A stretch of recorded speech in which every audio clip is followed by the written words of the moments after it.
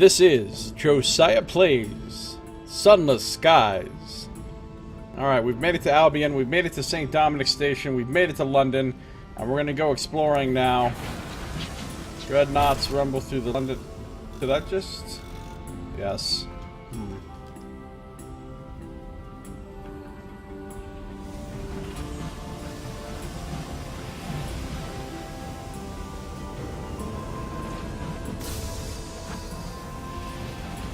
I have to be careful too because the dreadnoughts that guard London are actually hostile to me. I'm on the kill on sight list, so yeah, see, there's one of them.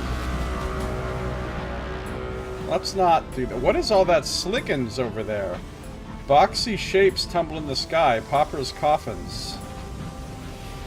Oh, it's coffins. What the fuck? The coffins of poor people are just ejected to float in space?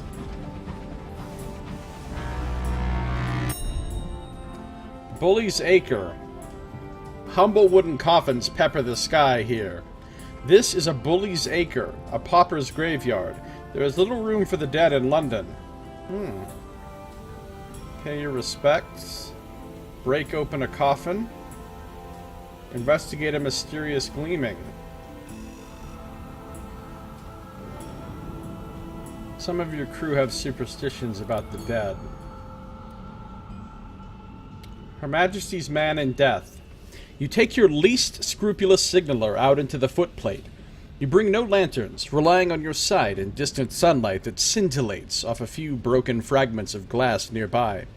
Soon enough, a promising coffin of pleasing bulk passes by, close enough to touch. Deft work with the coal shovel brings it aboard. You break it open in your cabin. Inside, the waxen face of a newly dead auditor. Who bothers to bury an auditor in state? Within his stiffening fingers, the favored poetry of the Empress. Alright. Thanks for loot. The searching lights of watchtowers away in the night. I hope you know I ain't trying to fight you right now. I feel like destroying dreadnoughts like right next to London would be kind of a breach of etiquette. Kind of rude.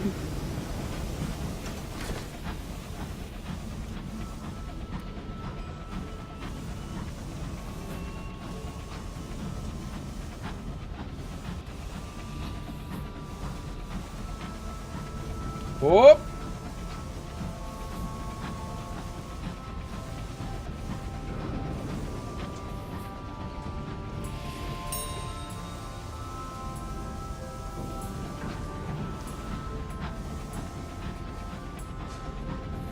Well, I will. I mean, I'll be doing stuff for them.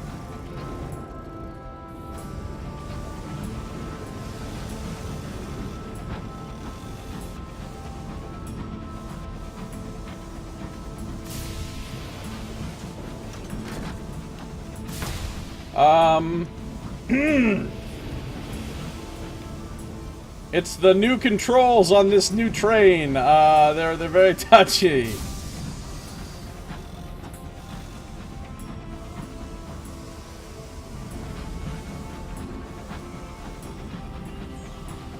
Nothing to see here, buddy. Whoop, whoop, whoop.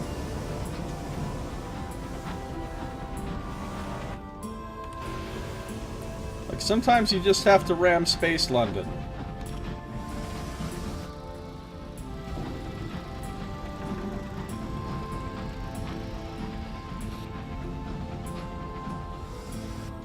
We found Laidlaw's coffee house. That is a big coffee house. Space coffee house.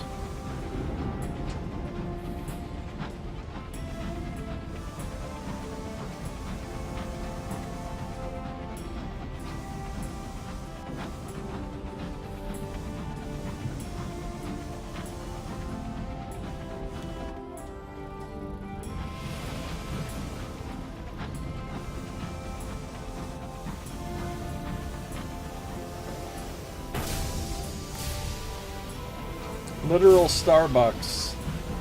I see what you did there.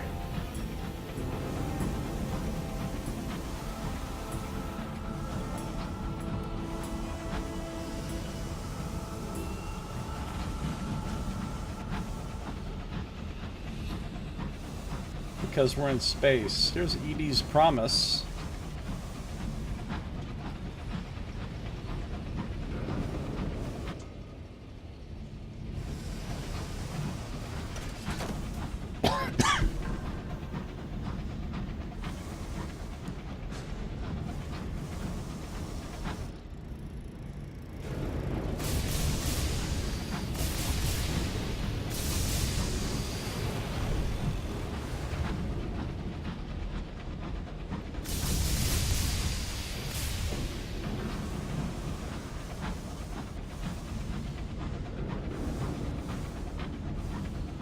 Exploring London, exploring London. Oh now, hey now, what now? We've got a sliggin glob on the map over here. Some sort of tentacle lash.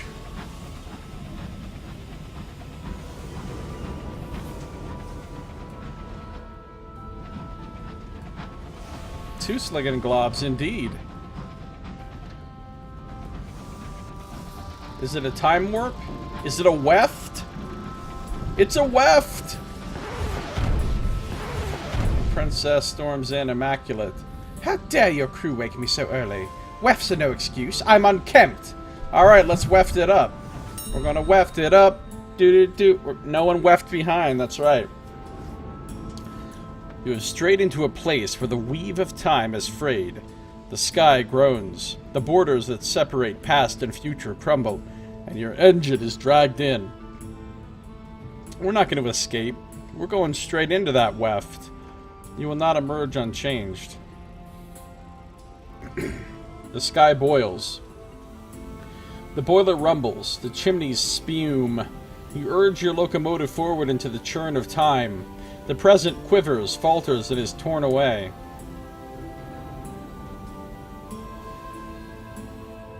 Within the weft, past and future knot like dueling pythons. Nothing is constant. Another age watches over your locomotive, and everything changes. Let's inspect our raveling jack. Its spindly, manifold arms grope wildly, seeking the snarl of the weft. Time and tide. The device needs more time to catch the strands of the weft. You must endure the surging tides of time a little longer first. Alright, so I can't escape. Oh, this is the one I want, though. This is the one I like, out of the options. Where you get fuel and supplies and all you lose is sky stories, who cares, we have a trillion of them, and experience, who cares, we have too much anyway. Now if I remain in the weft, it's going to turn to something I don't like.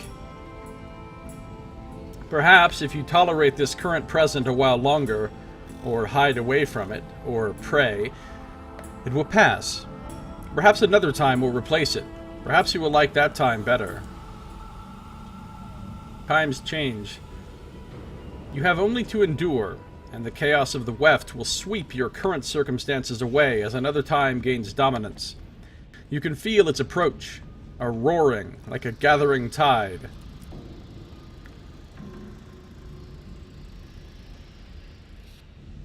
Now I can attempt to repair the weft. Oh, it's based on veils. Nice. The raveling jack has caught the edges of the weft. Its wheels spin, its arms dance, but its hold is tenuous. It will take a delicate hand to effect the repair. Partial success? Oh no! That means not success at all in Sunless Skies code. An unfortunate grinding noise. You work quickly as time ebbs around you. The jack has begun to make a distressing grinding noise, and smoke is issuing from its innards. It finishes knitting time back together, scant moments before something breaks inside. Its wheels spin their last and its arms fall still. But the weft is repaired. Your present, or at least something approximating it, has been restored. You will unfortunately need a new jack. Gain 3 terror, and now have 1 observations on amended weft of time.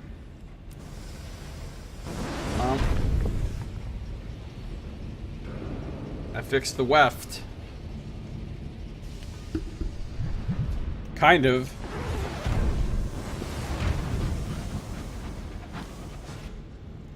Well, they did tell me there was a chance it would break.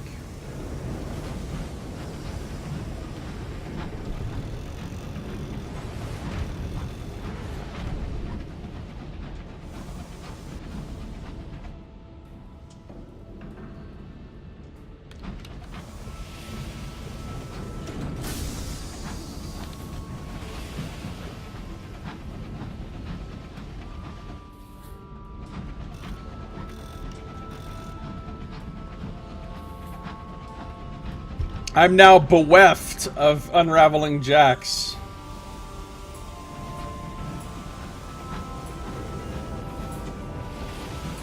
Sapphire and steel yards.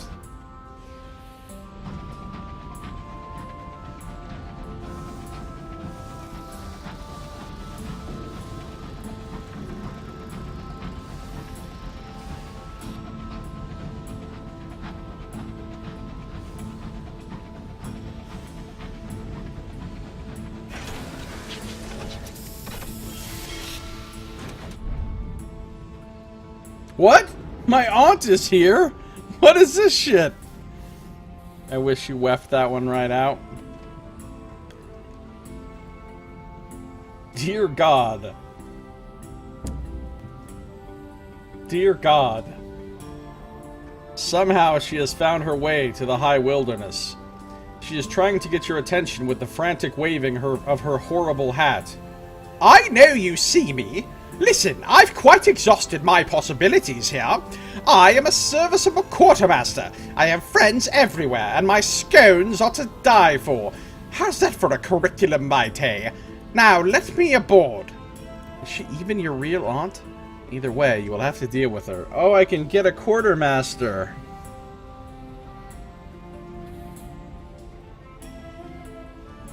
But dare I take such a quartermaster? Locomotives are no place for aunts. Filial piety demands as much, and she does make a damn fine scone.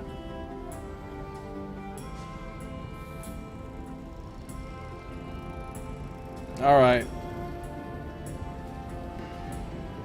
Inconvenient aunt. She smiles with sincere delight. Here, take my bag. Her bag is very heavy. And my hat. Her hat is also very heavy. Your crew are alarmed when she boards your engine. Their alarm only increases when she begins to pass comment. After a thorough survey of your locomotive, she graces you with a smile. There is work to be done. She has extracted gossip from you before she has even boarded. This woman is skilled. Alright, I lost a savage secret. That's fine. Oh my goodness. Welcome to the team. The aunt is formidable, but well-intentioned. She's a force better on your side than any other, and she does make rather good scones. +6 iron is nice. +1 aunt's advice. Oh no.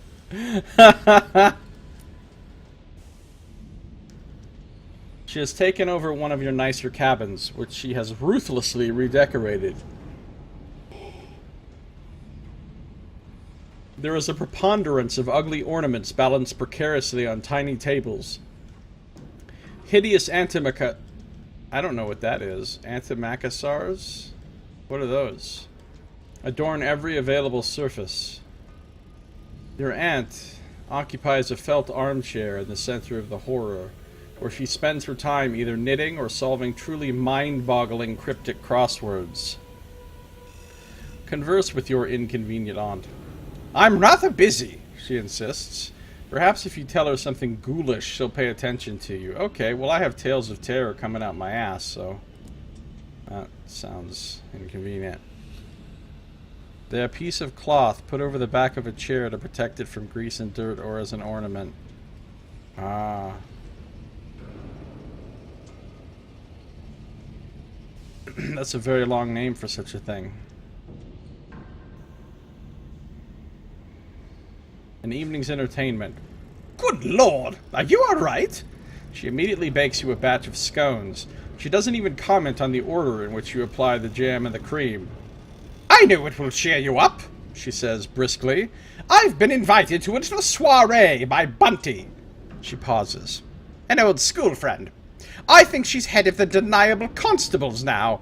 You'll come with me, won't you? It will take your mind off things. The Deniable Constables are bad news. She considers for a moment. I must warn you, it's a very particular evening. Old enmities set aside, that sort of thing. It's at Carillon. Oh, good. Conveniently located on the other side of the galaxy.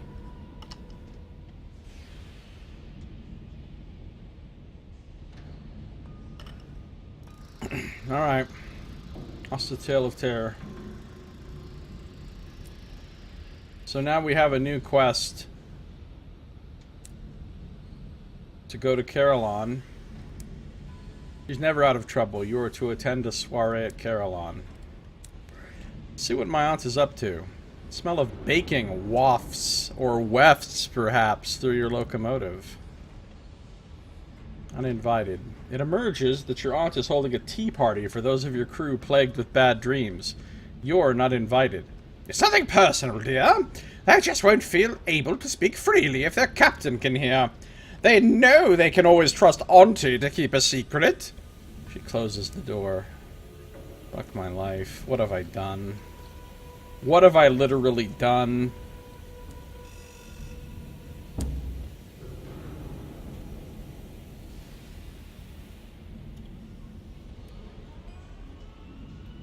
The office will pay handsomely if you can produce evidence of repairs made to incidents of unraveling time. A stitch in time. The chief horologist examines your reports with forensic care, filling pages of his notebook with neat ink before he is satisfied. Excellent. One of the clerks will see to your fee, and I'll make sure the ministry hears of your good work. I got some ministry's gratitude. The sun got a little bit stronger. And I got some sovereigns. I'm gonna need another raveling jack. Cost me 100 sovereigns. Alright. Let's bounce.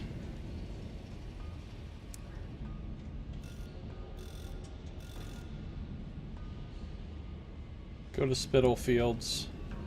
Grab a couple of these and these.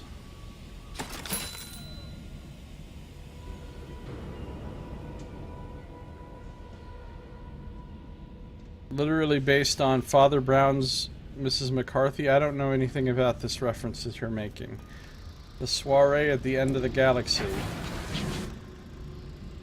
I know there's another Sligo over here, though.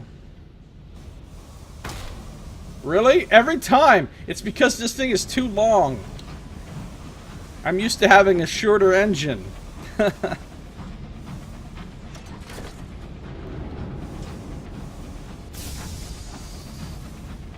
Award-winning strawberry scones. Bunty, the young heiress. What kind of a name is Bunty?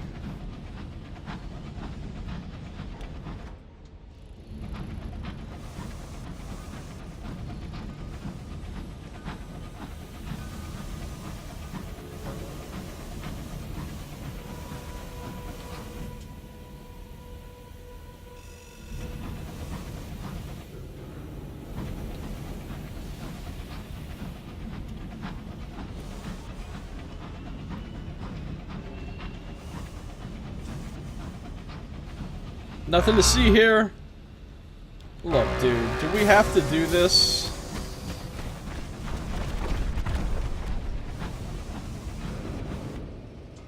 Can't these London fuckers take a joke? Oh, there's the horological office. Alright, here we go. It's right by a time weft. Let's do the time weft again. Alright.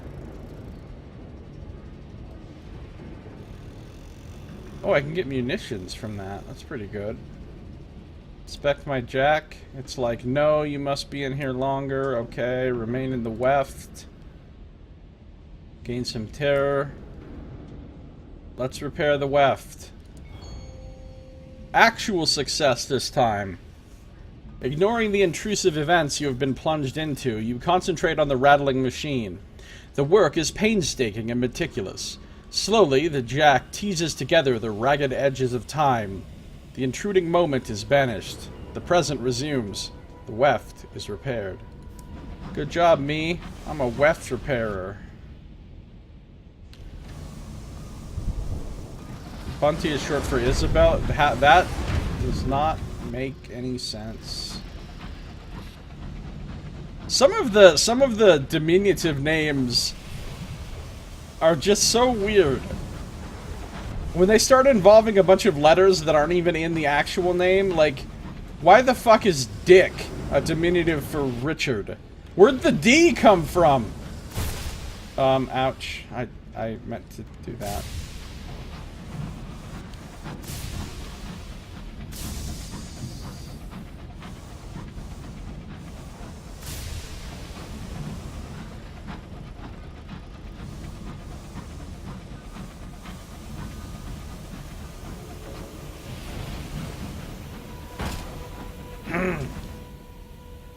Oh no. There's a little spot right there. Sued by London landowners event.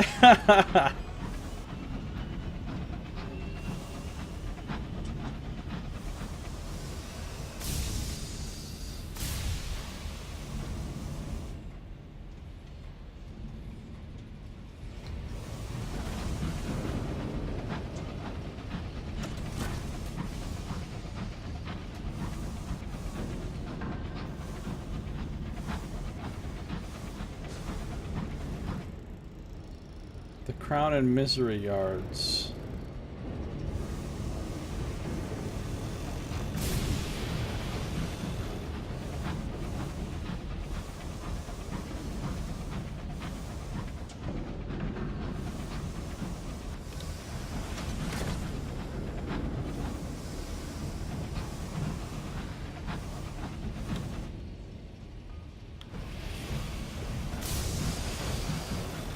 Is this anything? Apparently not. Look, I'm keeping these people on their toes.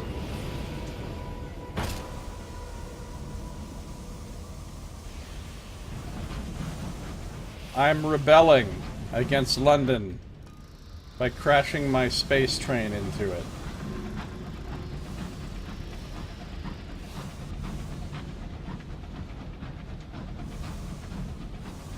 Reckless choo-chooing.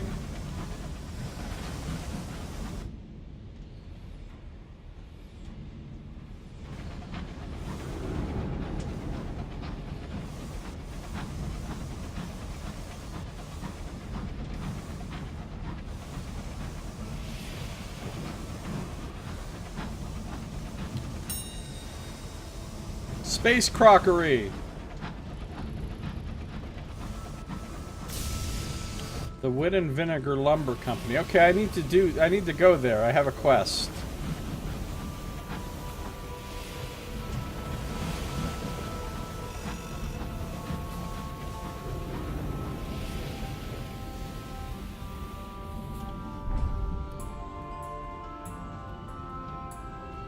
The head offices of a lumber concern that imports bronze wood from the Reach. The Wit and Vinegar Lumber Company operates primarily in the Reach, mining bronze wood and transporting it back to London for construction, furniture, and locomotive plating. Its loading platform is frequented by brawny, wind-bitten men lugging slabs of bronze wood into the warehouse. Greet the workers. You're accepted here now. They return your greeting and invite you into the warehouse. Why am I accepted? Oh, because I'm a smuggler. Oh. Birds of a feather. The warehouse smells of sawed wood and the hot metal of busy saw blades. timber is stacked in bronzy piles. A number of the workers, laughing in rough voices, are sharing a bottle of whiskey. They invite you to join them and tell tales of smuggled contraband and the devil that is the revenue man. Okay.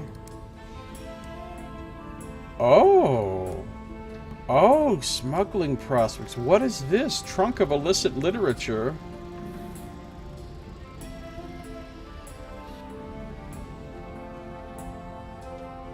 +2 hidden compartments. What? Hidden compartments? Because you're doing the BCing here, Salute? Oh no. A front for a more successful smuggling concern. The Wit and Vinegar Lumber Company has interests across Albion and the Reach. Its chief contraband is illicit literature, largely secured from malcontents in the university's English department. What censored sentiments are held within its pages? Are they seditious, revolutionary, lascivious? The Ministry of Public Decency would be horrified. Concealed cavities. Hidden spaces in the hull which the revenue men might overlook. Oh, but it takes up the armor slot? Why? Why can't it take the bridge slot? Why doesn't anything take the bridge slot that I want? I have to lose 10 armor. That's... grumble, grumble, grumble, grumble, grumble. Alright, it's time to write this stuff down on my notes. Hold on. Notes time, notes time, notes time, notes time.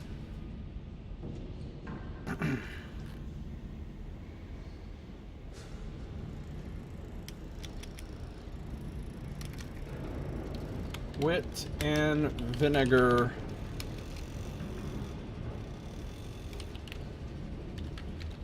Lumber Co.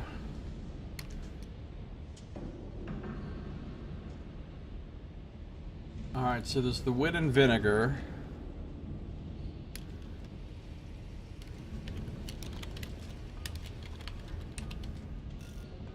And they have...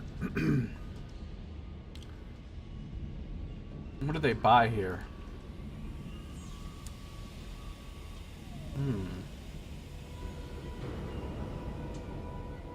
They buy all the contrabands.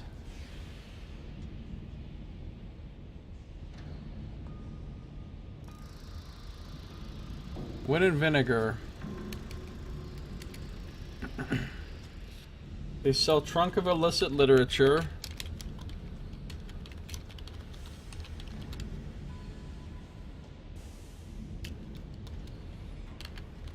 Contraband.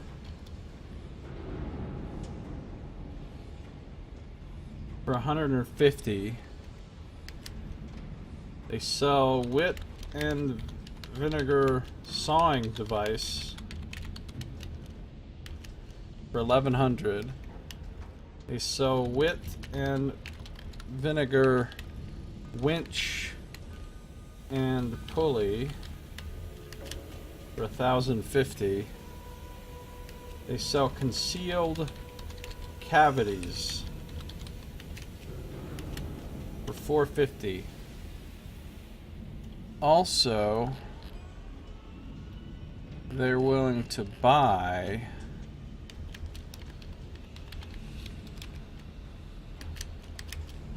let's see. They'll buy the literature for 75. They're willing to buy firkin of red honey for 115. And they're willing to buy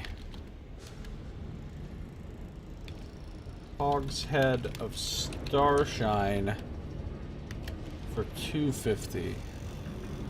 Alright, good to know. Sawing device. Oh, everything requires fucking iron.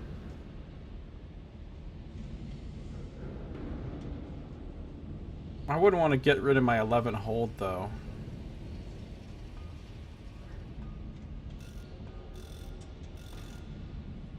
Sealed cavities are interesting.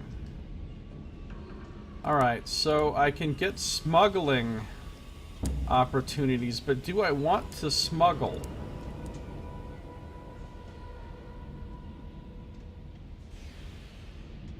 It looks like I can't even click on these.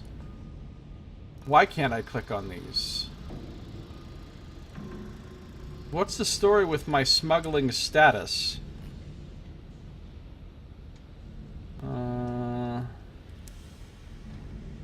I need to speak with the gloomy middleman's employer first. Okay. Well, I already have 4 prospects. That's true. That's a good point, Nox. That's a good point. These smugglers... Well, I'm not going to be able to have nodes for mining and assaying and butchery. And there's nodes for all of them, and you can't have the equipment for all of them. So I'm going to be passing by some kind of nodes no matter what.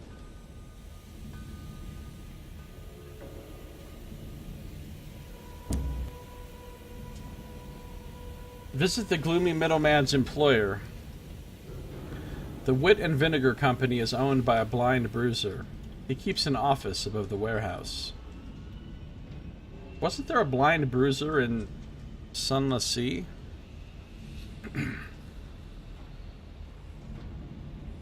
What is this? Oh, because I picked the mentor as one of my level up things. This guy's my mentor. I picked him. Right here. So I already know him. That's actually really cool. The Wood and Vinegar Company's owner is, you hear, a self-made man of murky provenance. He awaits you in a comfortable office. His suit is well made, but he seems uncomfortable in it, pulling persistently at its collar. Rings blaze on his fingers. His letter opener could be used to cut through a jungle. I could reduce nightmares, but I've never even had nightmares in this game. I think it's only if you get your terror up too high. Renew your acquaintance. Why meet again, my old friend. It has been a while, no mistake, and a poorer while for your absence from it, if I might say so. But here we stand, reunited, and all is righted. Nope, wrong thing to click on. Together again.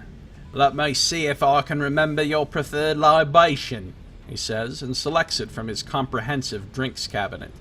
A toast to causing trouble. After you've both drunk, he speaks. I apologise for making you run that errand to the flower port. For me, there's no question of your ability, of course, but certain of my fellows needed a demonstration, and accusations of favourable treatment can cause ill will, and that gives people in our line of work funny ideas. And what is his line of work these days? He grins and the lamplight burns on a gold tooth. Smuggling. My terror is reduced. Can I renew my... What? It just reduced my terror again, you guys. Oh, I'll renew the shit out of my acquaintance. Did I just find an infinite... Did I just find an infinite free terror reduction node? Because hell yeah, if I did. I don't think that's supposed to work that way. Ask how to become a smuggler. A pertinent question. Very pertinent indeed, if you will permit me to observe so. And I trust that you will, us being bound as we are by bonds of mutual admiration and respect. New opportunities. All that is required, if I may be so immodest, is a word from me in the right ears. I have already taken the liberty of conveying that word, and opportunities to procure and supply contraband will now be made available to you. In fact, there's a juicy little opportunity waiting already to carry a consignment of materials from London to Pan. I would encourage you to snap it up. I'm sure you have further questions, being as perspicacious as you is. I will strive to answer them. You are now eligible to take advantage of smuggling bargains and prospects.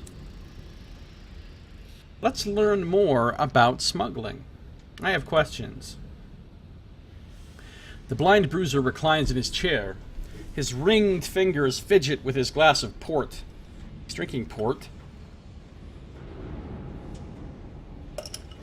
Who the fuck drinks port? With the ledgers on his desk. With his alarming letter opener. Letter opener. I gotta... Hold on. I gotta get some more Big K Diet Cola in me, stat.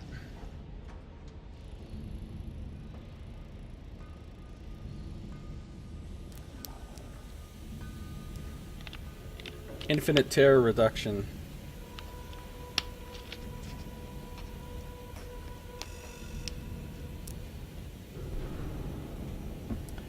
Let's ask about finding smuggling opportunities.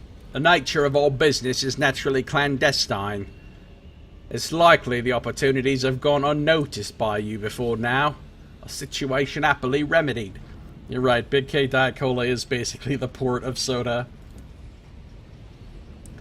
Prospects. Trusted as you now are, you'll be able to find prospects here at London. In Eleutheria, you'll need to visit the gentleman at Pan.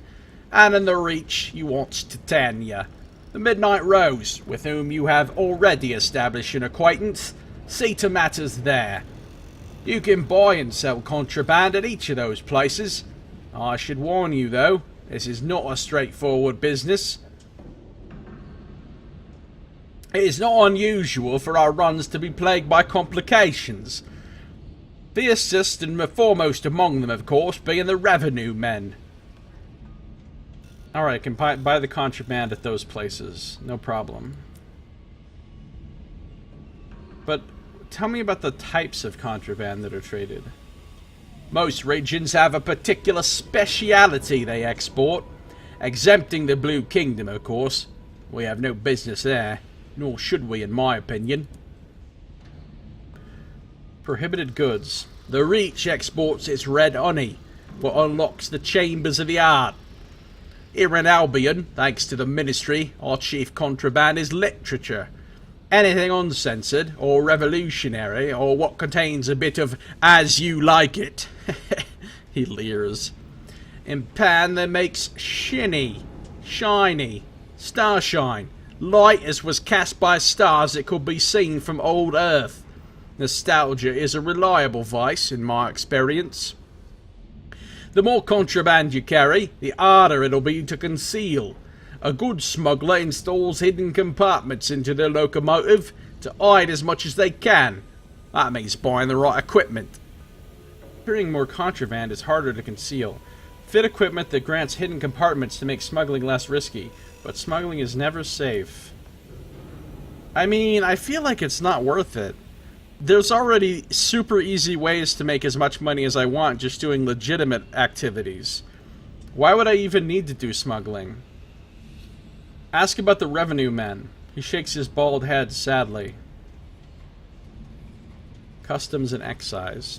Smuggling means carrying contraband from one region to another. That means using the transit relays. And the relays, you see, is watched by the revenue men. As cruel and humorless a body of joy throttlers as ever there was. He tops up your glass. You might be able to hide your wares from them. Failing that, some of them can be bribed or flummoxed. Flummoxed? Is that like you can Nox bluff them? Flummoxed. Worst comes to worst, you might risk shooting your way free. Fully completing a smuggling prospects grants better rewards than completing legitimate prospects. They also grant double experience. Okay. What happens if you're caught? Well, should, and I question whether it's worth speaking of this to a person of your vinegar, even in the hypothetical, but should the unquestionable occur, and you be caught, you be sentenced. The long arm of the law. I carry the finest hay in all of Deerwood. An initial sentence is likely to be fiscal in nature. Fines and confiscations and so forth. Why, little more than a slap on the wrist to the likes of you and I. But repeated occurrences will level more memorable punishments, like imprisonment, or even the noose. The law has a long memory, my lady. It does not easily forget. Customs checks can happen on arrival at relay stations. The more you are caught, the harsher the penalties will be. Well, okay.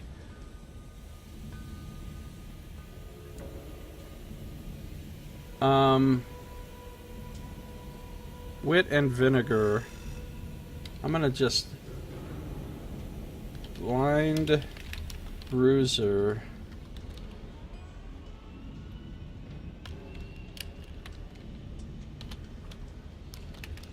Apparently infinite free terror reduction.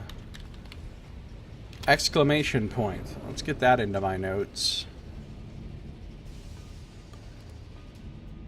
Bruiser stands. And I shall say goodbye to you, and trust in the benevolence of the Almighty to ensure it will only be a brief time before we meet again. Alright, so here's the story.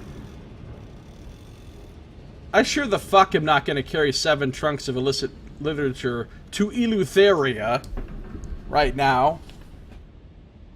And I sure as fuck am not going to take 5 trunks of illicit literature to Eagle's Empyrean, which is east of Pan. Both of these places are in Eleutheria, which I haven't even been to yet, nor do I want to go there right now. So... Plus, I'm not going to do any smuggling until I have as many concealed things as I can get. So, until I have at least like 4 hidden compartments. And I can't get this until I have at least 50 iron.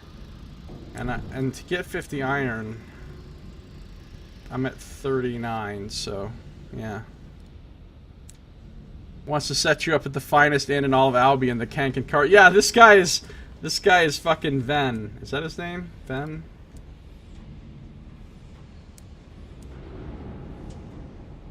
Alright. But it's really interesting that we have the opportunity now.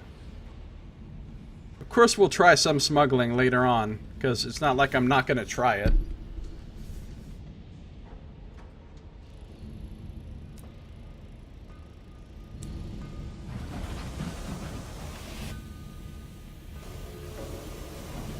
My name is Ven. Like the diagram. Fuck with me and I'll punch you in the diaphragm. Wait, what? I don't know. That was... yeah. Smuggling. Just try it. Smuggling! What's the worst that could happen?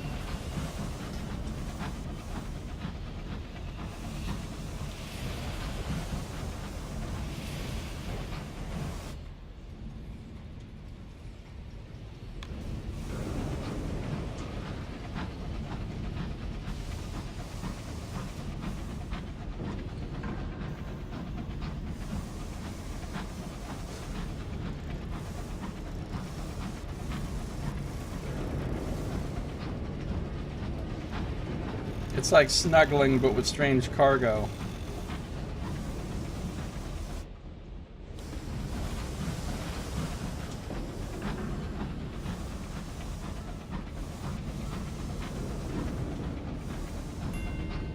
Oh, we found Spitalfields Market.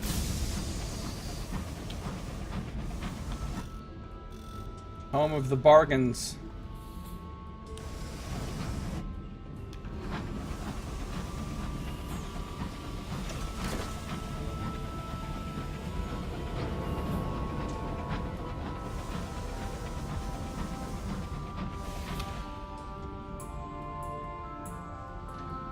I'm surprised there's not more platforms.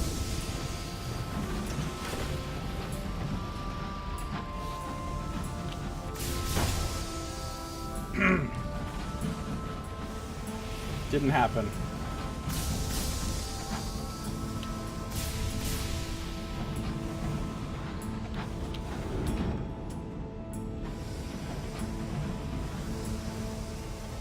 We found Rosenbaum's Consequence.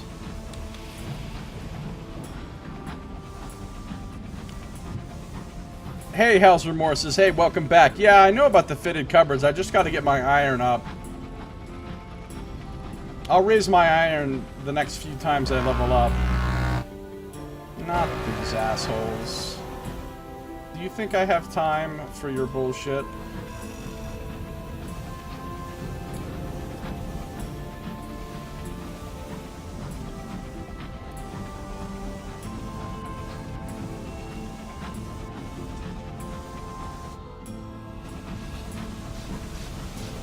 Wait, what? Is that a Tackety? Oh no, that's one of the super dreadnoughts. The golden ones that are like even scarier than the regular ones.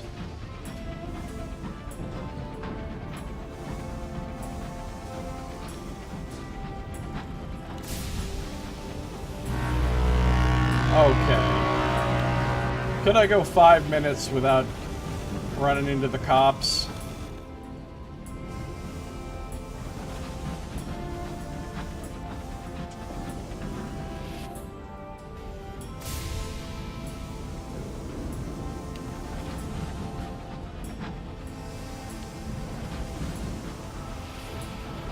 Why do they hate you? Because I heavily sided with the Tacketies in the Reach and not the Londoners, and I killed a bunch of dreadnoughts. And so, apparently they're just holding that shit against me. You know, you guys shouldn't hold a grudge. Y'all need to move on. Forgive and forget. Why are you bringing up old shit?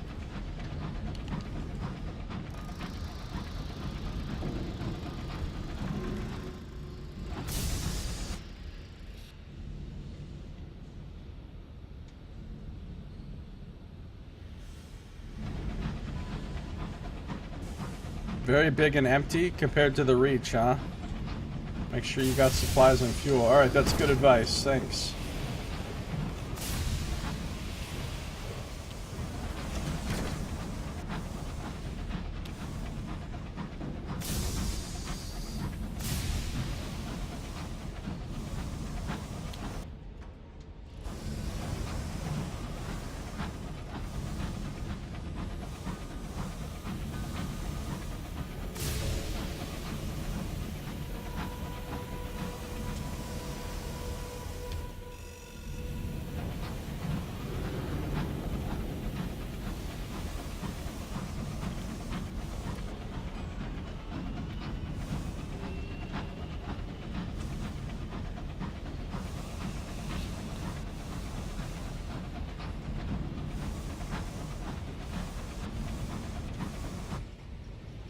The nice thing about this new train with its massive amount of hull is I can bonk a bunch of times without it affecting my battle readiness in any notable extent. Alright, so we've cleared the immediate London area. Let's go back to St. Dominic's and stock up.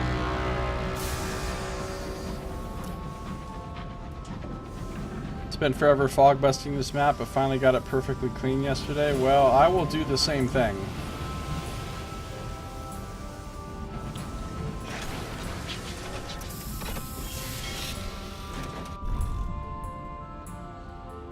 I will do the same thing.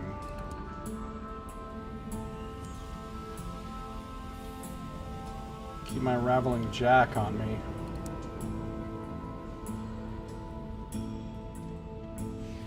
Alright, I don't think there's anything I can do here right now that's new.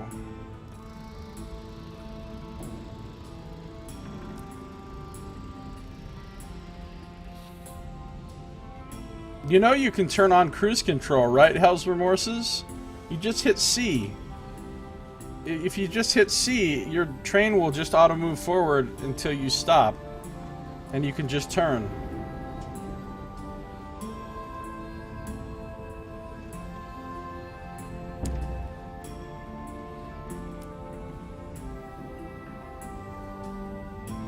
Yeah, seriously.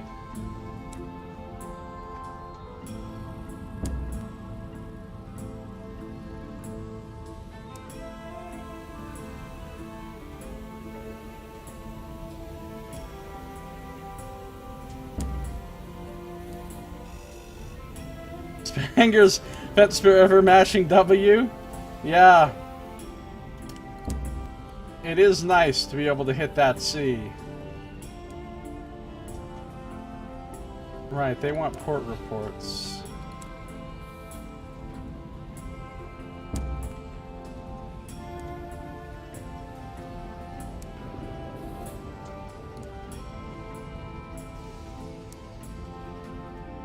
Phrasing?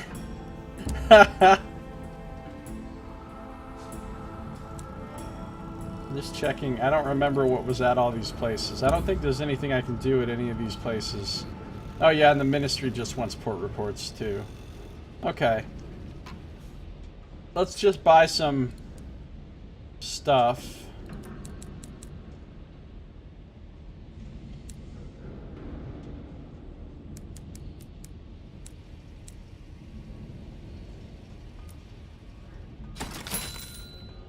Get nice and stocked up.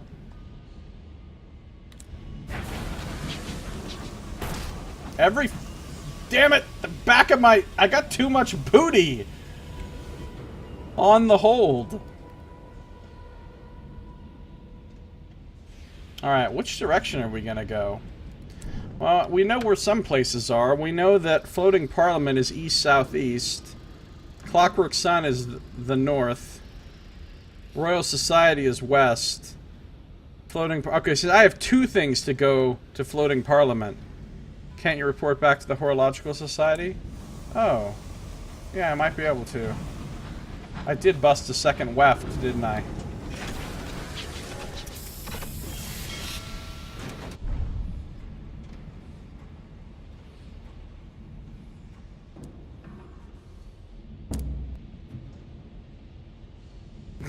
That extra plate of scones, it makes your caboose too big.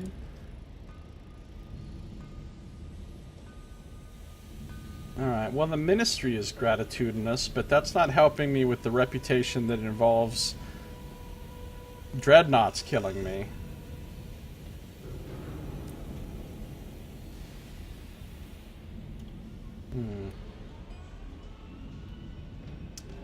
Alright, well if I am gonna go try to find Floating Parliament, I should take 3 munitions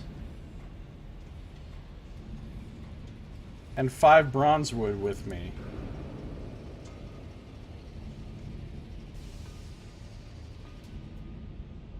Now my hold is super full.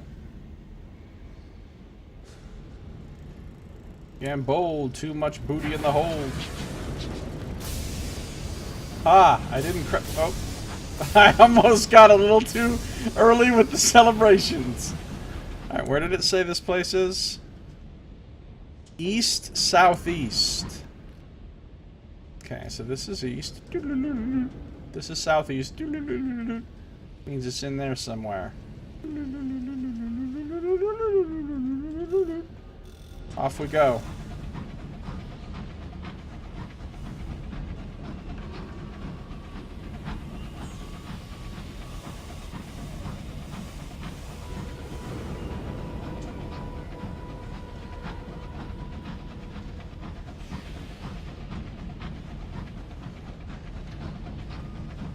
The Throne of Hours. This thing's pretty cool looking.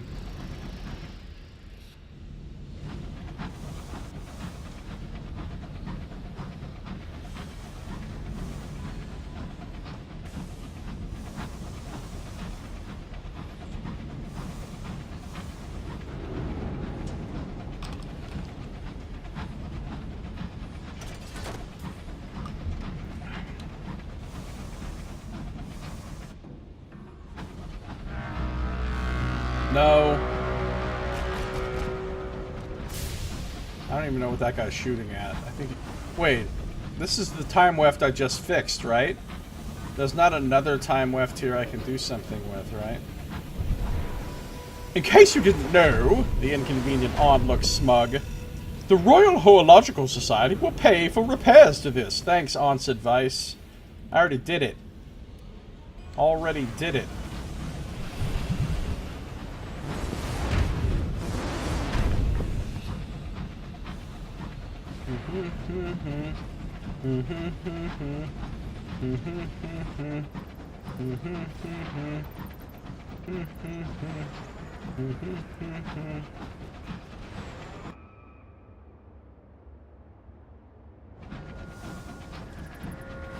Yeah, see, I have cruise control on right now. I'm not even touching the keyboard. I'm touching nothing.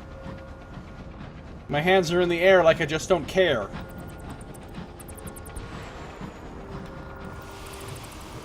What's all this now?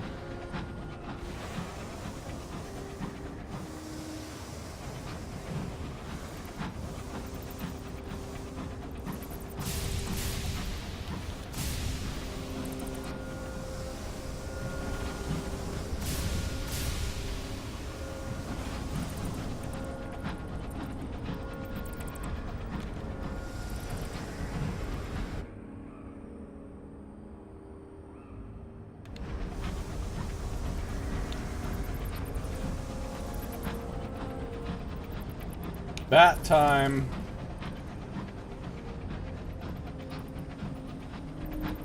The scout has discovered... Oh, there's a platform. There's a port over here. Go, go, go, go, go.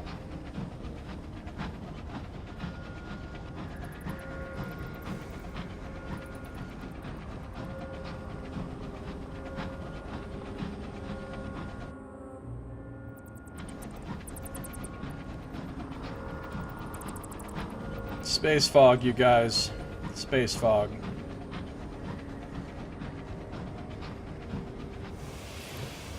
Is that a fucking planet?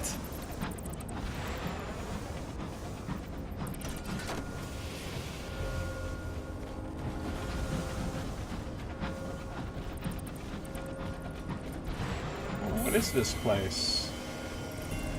The most serene mausoleum. I have a quest to go here. Somebody in my crew wants to see this place. It has a tiny helmet. Yeah, I don't know where to get it though. The guy moves every time you talk to him, and I don't know where the next place he went is.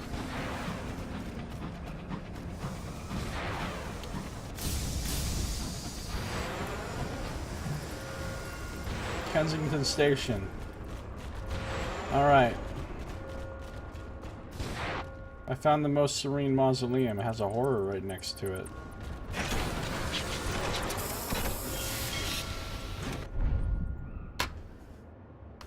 The soaring sepulchral heart of the most serene mausoleum, constructed over the cooling embers of Albion's murdered sun. The mausoleum was built to house London's most glorious dead. That's pretty cool art right there. Kensington Station is tucked into a side chapel. An elderly footman is lighting candles while waiting to guide visitors into the mausoleum proper. Be escorted inside. The footman watches you alight from your engine. He coughs meaningfully. Amongst the dead, lighting a fresh taper which he carries in a silver holder, the footman leads you through a narrow arch and down a winding spiral stair. You can hear weeping close by, but the echoes make it hard to discern the source. Soon after, you hear a sharp burst of laughter and music. Occasionally, you can make out the rumble of what the footman confirms to be the London Necropolis Railroad far below. At the very bottom is an oak-paneled door. The footman unlocks the door, bows, and departs. The footman disappears into the gloom, like a gloom stalker. And then he shoots Sardik with an arrow, leaving you alone facing a desk shaped like a baptismal font. A cheery registrar sits in the middle, waiting to greet you. Introduce yourself. There are protocols that must be followed in the mausoleum. No.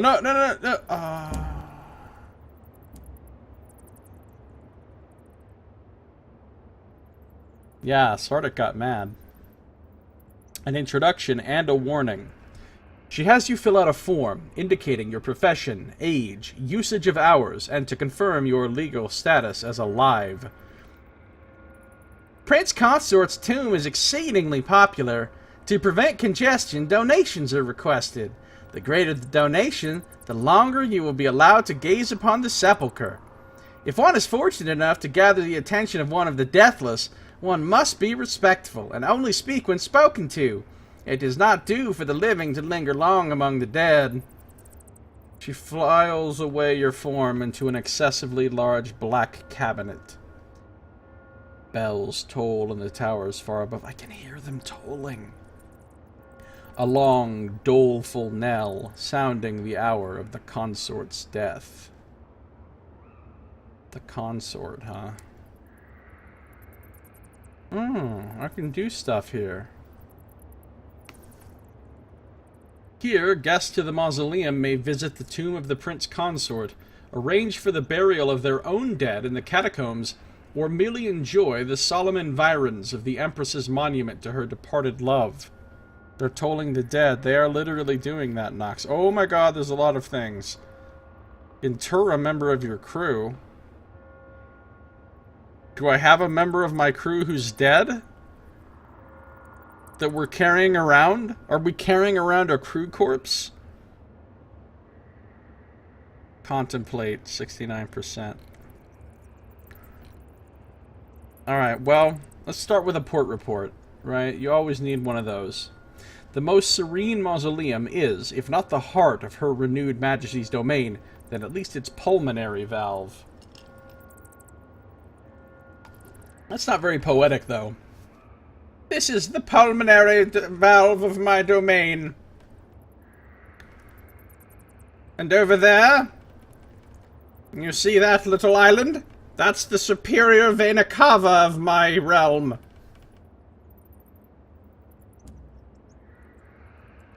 The most serene mausoleum endures. The catacombs grow as the necropolis line brings more bodies for burial. Traders bring fresh hours into the mausoleum, endowments from the Empress for the deathless interred in their vaults. Plans are in motion to add a new chapel to the nave, while the deathless petition for a new separate station for the exclusive use of their servants. Death has never been so much in motion. I thought that said genital. Oh my god. Hand your port reports in to the genital auditor. I'm like, whoa! This game just got weird. They audit your genitals in this world? What is that? Holy shit! That's not what it says, though. Hand your port reports in to the genial auditor or the stalwart bookkeeper at London to earn rewards. Okay, I have to know what happens if I try to inter a member of my crew. The mausoleum accepts remains or mementos of the dead in its vaults. For those who can afford it, of course. For everyone else, there's always the sky. Oh, we just spent 100 sovereigns to reduce terror, but I didn't really reduce any terror. The cheery registrar adopts an expression of practiced solemnity and calls for a footman. The footman asks a number of questions about the crew member. Name, occupation, beer or niche, candles and how often, flowers and what variety. Eventually he is satisfied, and leads you and those of your crew closest to the deceased into the catacombs of the mausoleum. You are guided to a vast tomb, where candles have been lit and the scent of lilies is strong. Your crew member is interred in a small drawer in one wall of many. How dignified. Here your crew member, or some part of them at least, will remain, at last at rest. Okay. 69% chance? I'm going for it. Let's contemplate the dead sun. The corpse of Albion's old son is visible from the great rose-colored window. Partial... Oh, not partial success! That's the worst! The storm that speaks has noticed you. The sun looks back. The body of the sun is still cooling. A few embers continue to glow at its core, a low and sullen red. When Her Majesty entered Albion, she slew the sun with an experimental weapon, an unclear bomb. Then she claimed the sun's throne and dominion. You can't help but feel that as you gaze on the sun gazes back. It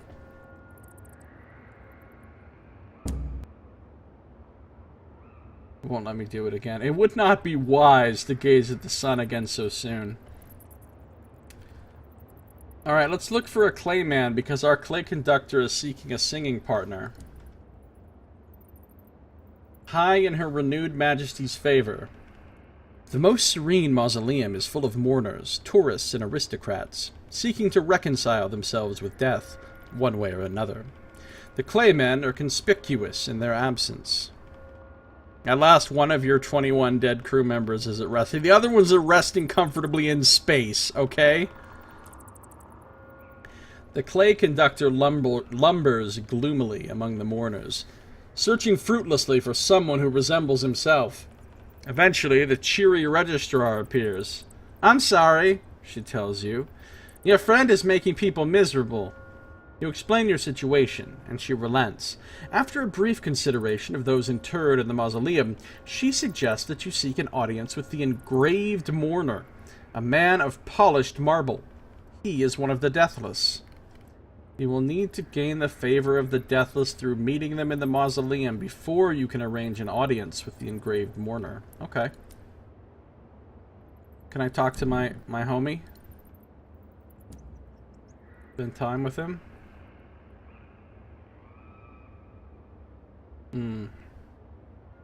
I've read this.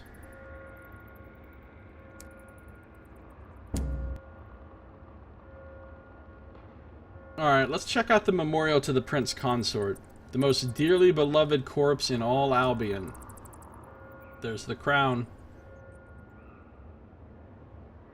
The most serene mausoleum was built to commemorate Her Renewed Majesty's dead love. His tomb is the heart of the mausoleum. The vaults, chapels, mourners, and courtiers, all arteries and capillaries to his memory. To visit the tomb, one must speak to the cheery registrar. Or lining the hull of your locomotive. Donate souls? Oh, I don't have a selection of immaculate souls. I can donate an uncanny specimen, or several of them. I can join the reverent crowds at the Prince Consort's tomb for three sovereigns? A few sovereigns will buy you a few minutes at the sepulchre. Deliver uncanny specimens to get access to the upper gallery. The cheery registrar will accept diverse meats. Ooh. In lieu of monetary donations, it is customary to leave offerings at the tomb, which are cleared away the next day. Let's just join the reverent crowds. The cheery registrar marks your name in the account book before summoning a footman to guide you to the tomb. The tomb is sunk into a round chapel behind the choir. An effigy of the Prince Consort rests on top. His long hands are folded in prayer. 4 sculpted seraphim support him, as though about to lift him up in flight. Crowds of visitors in mourning jostle for a better position. A lady in an inconceivable hat shoves her way to the front. That is an inconceivable hat.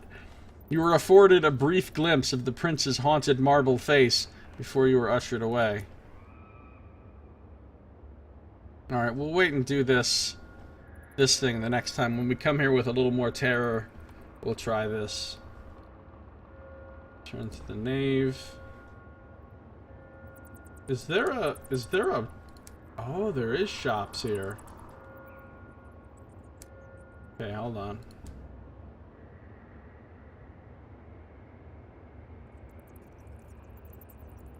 Inconceivable hat. Yeah.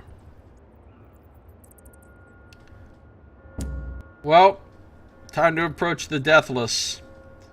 Her Renewed Majesty's most highly favored courtiers prefer the upper chimes... No, not chimes. That's a bell chiming in the background.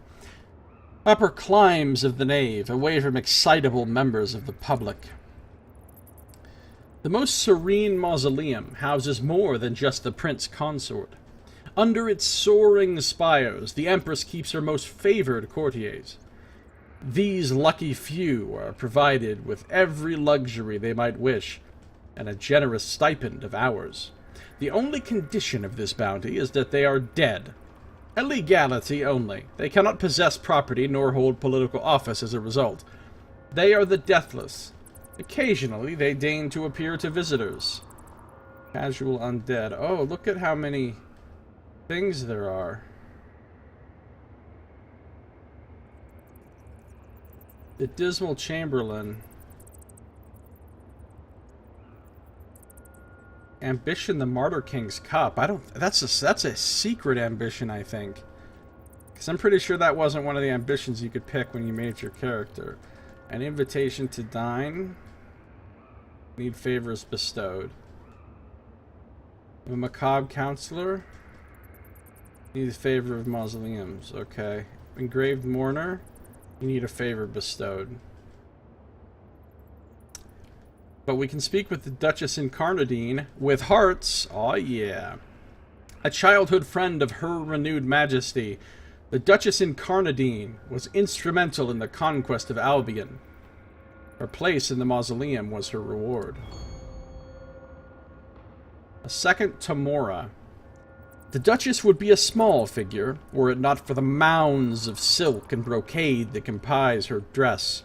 She glides along the flagstones, a great train of scarlet cloth following her like the tell-tale trail of blood in a penny dreadful.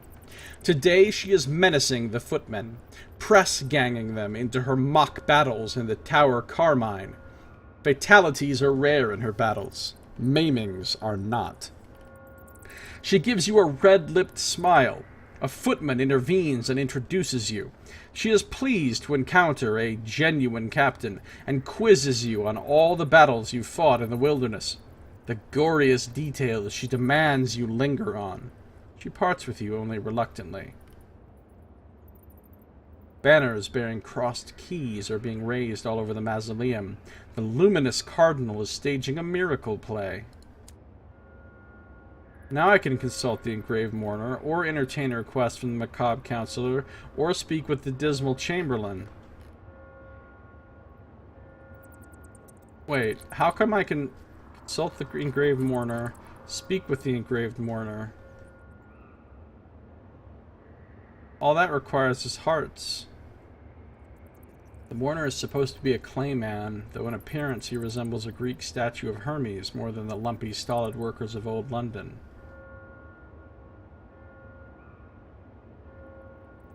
I don't have literature on me. I actually have a shitload of literature in the bank. Well, let's help out our clayman buddy here. A man of alabaster and marble. The next wall he builds ain't gonna be alabaster. Your bones will be the bricks and your blood will be the plaster. That's a rhyme from my new thing.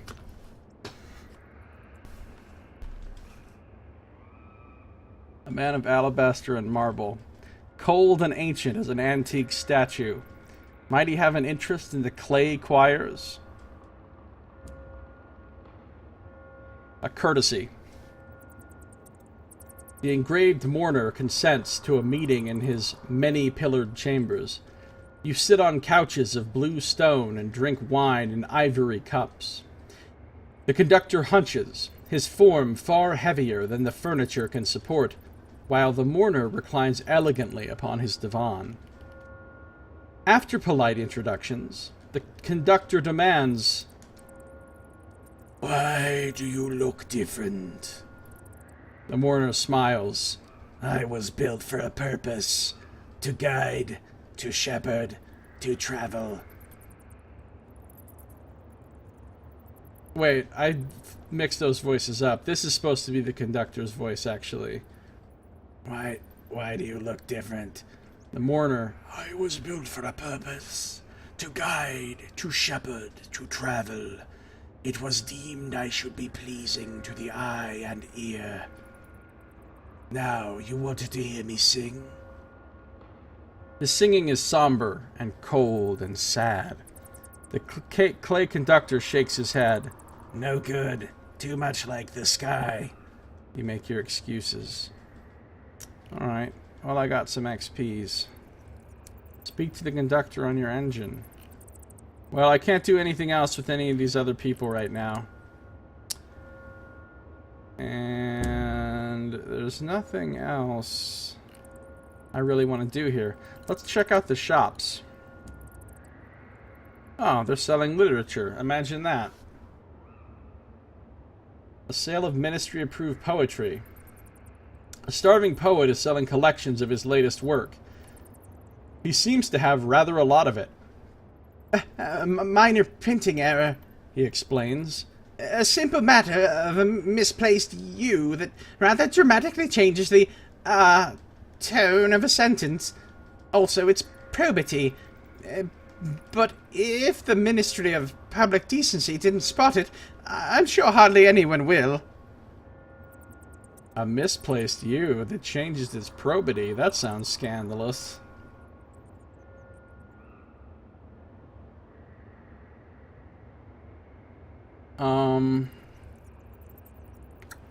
I have a lot of literature in the bank already, so...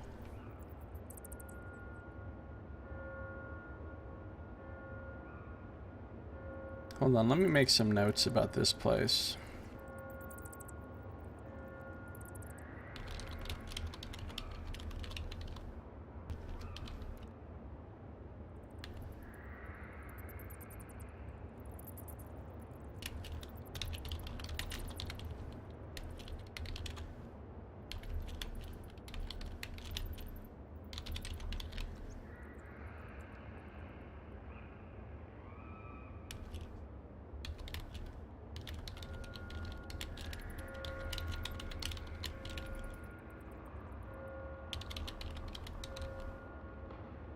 Yeah, I was thinking that, Nox. I could just buy one to use for the Deathless, but I don't know how badly I want to do that right now.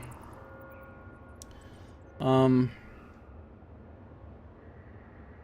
let's check out the shop. Memorabilia. Oh, we found a place that sells stained glass.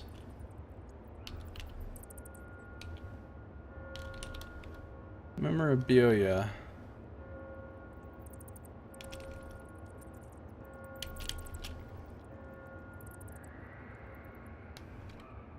Is selling fuel for 20. Standard price. Supplies for 40, standard price. But they're also selling panes of stained glass for 135. And they're buying... Okay, fuel and supplies for half price. Okay, cool. Well... Alright, I'll buy one of these.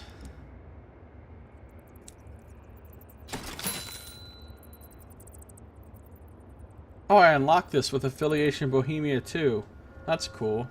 I only got this poet bargain because I'm a poet, basically. Alright. Let's go back in here.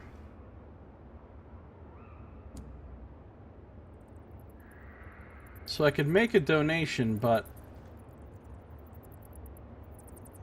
a currently available member of the Deathless immediately. The Deathless do not lack for time. They do, however, lack for diversion. Fresh reading material is valued high here. A glimpse of the world left far behind.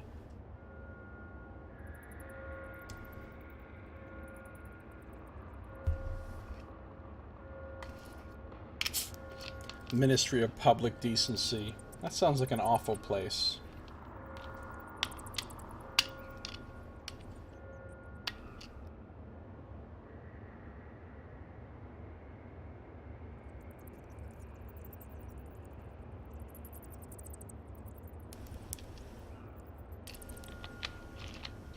Sounds like an awful place. Alright, let's do it. Expedited. The cheery registrar smiles as you make your intent clear. There are forms to be filled out, endless, and interminable questions as to how you wish your donation to be remembered, plaque or bench. But eventually, the transaction is made. And, wouldn't you know it, but a member of the Deathless has just become available should you wish some of their time. Ah, but it's just the engraved mourner again. We don't have a reason to talk to him again. I mean, we might as well, 'cause hearts, and we can. But yeah, nothing. I gained terror, motherfucker. Oh, but this is different. This is a different story. A man all of marble. A clay man. His skin is alabaster. His curls are spectral. His thin, winding sheet, pallid. Candlelight dances on the polished marble. Unlike the other courtiers, the footmen pay him no heed. Today he is testing the integrity of the nave's vaults. He notices your gaze and requests you hold a ladder, made of reinforced steel, for him, as he needs to reach the top of the pillar beside you. Hashtag climb the pillar. If I fell, I'd shatter, he says before mounting the ladder. It sways with the weight of him, but your grip is steady. He rewards you with a dazzling smile on his descent sometime later. His dazzling smile gave us terror. Dust drifts down in clouds from the vaults high over your head. Parts of the mausoleum are left to rot so that they may be cannibalized for new extensions. Alright, I got some favor from him, so now I could actually talk to the Dismal Chamberlain or the Macabre Counselor. Alright, let's go Macabre Counselor. Happy cow smile. Oh no, not the happy cow smile. The cheery registrar gives you a note and a worried smile. The Macabre Counselor has requested your attendance, an honor rarely granted the legally living. Into the dark. Several footmen are on hand to escort you from the nave and through the oak-paneled doors that lead down into the Catacombs of Silence. Catacombs of Silence. Where the Macabre Counselor resides. Happy cow smile haunts all of us. Black candles burn in silver candelabras. Fading tapestries molder on the walls. In glass cabinets, bones of saints and sinners are displayed with gloomy relish. Evanescence plays in the background. The Macabre Counselor is in a maudlin mood, regaling you with stories of her youth and musing wistfully on past regrets. I have only one worth mentioning. My daughter. The Empress saw fit to take her from me. As a punishment, I suppose. She could be terribly petty, could Vicky. She examines you speculatively. I wish to have my daughter returned to me. Fulfill this commission, and I shall bequeath upon you a great reward. I am partial to a good reward. Occasionally gets you into trouble. A courtly hostage. Hashtag I had a quest. She is a hostage at Perdurance, kept to ensure my discretion. She hands you several charcoal sketches of her daughter. A pretty, presumptuous heiress with dark eyes and a curly lock of her brown hair. I have an agent in place to assist and to conceal my daughter's escape. You will need invitations to access the half-light mask to effect a rescue. I only have 3 to hand. It is likely you will need to secure more. Your mind returns to her use of the word hostage. An odd choice. Perdurance is said to be a place of endless delights where the children of society's elite dally in luxury. Surely it shouldn't be too much trouble to rescue one spoiled, presumptuous heiress from the lap of opulence, even if it is, as it were, the Empress's lap. Hashtag I have a quest. Visit Perdurance and locate the presumptive heiress. That's also where the princess wants to go, and that's also where somebody else... There's some other quest I have to do with Perdurance. I'm not going to look at all of these to figure out which one it is, but there is another thing I need to do at Perdurance as well. Oh, I can speak with the Chamberlain too? Great. The Chamberlain presides over the affairs of the mausoleum. He has seniority of the sepulchre and rarely meets with visitors. The Dismal Chamberlain. I'm totally imagining Alan Rickman for this guy, but I can't do an Alan Rickman voice. Your attempts to meet with the Chamberlain are met with relentless obfuscation. His secretary reschedules the meeting 8 times, eventually arranging it for 6 days ago. You even try waiting all day outside the Chamberlain's office, but he does not appear. His duties include regulation of time in the mausoleum, where the deathless wallow in generous pensions of hours. However, the clocks are not keeping the same time. Has something happened? Finally, you manage to corner the engraved mourner and press him for answers. The Chamberlain is no longer in residence, he replies curtly. We don't dwell on the matter. We suggest you follow suit. The dismal Chamberlain is missing. Perhaps this merits further investigation. I have another quest. Go back to the counselor. Take my leave. Alright, I think we're done here. Oh, there's also a luminous cardinal, but more time must pass before the cardinal is available. Take on unique bargains for the deathless. So you will lose favor.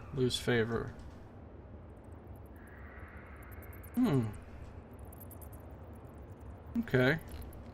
Cool. I think we are... now what? I think we're done here.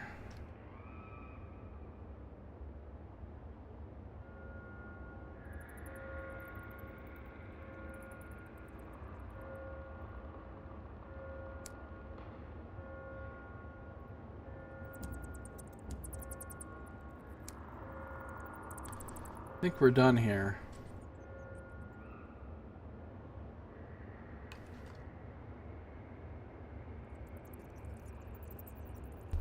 So, Chamberlain's disappearance is an option there, but unselectable. Yeah. I need a favor. Another favor. But there's nowhere else to get a favor because she won't give me another favor and nobody else is available. So, I'll have to check it out the next time I come here.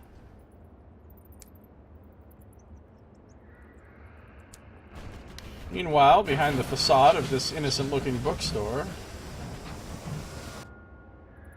Alright, let's go see what this horror is. Deliberately going to a horror. What's wrong with me? You fly over a dead sun. Its blackened remnants immortalize her enduring majesty's conquest of this corner of heaven. So this is the destroyed sun, apparently. It's kind of small for a sun, isn't it? I think this is an assaying place, and I can assay now. Oh, maybe it's not. A pre-human ruin, igneous and ignobly forgotten. A ruin can still be a home. Oh, I just got a cask of gemstones. But I also popped out a guest. Well, I ain't really trying to fight a guest right now.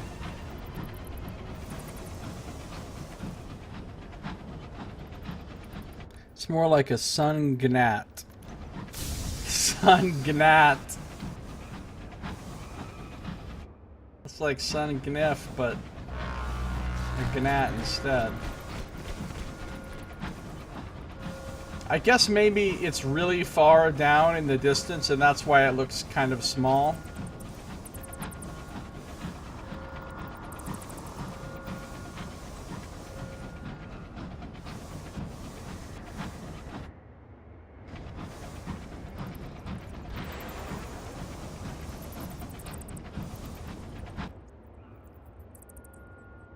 Alright, we're going east, southeast.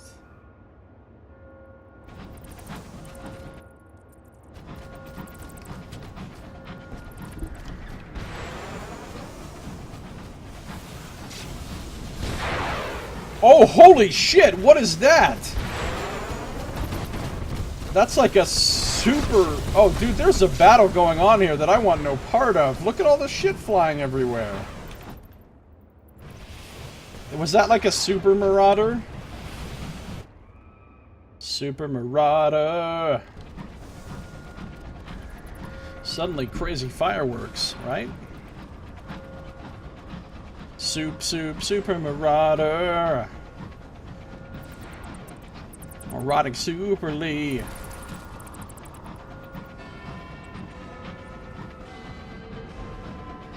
Nothing to report, huh? Maybe I'll go over this way more. Where the fuck are those bells coming from?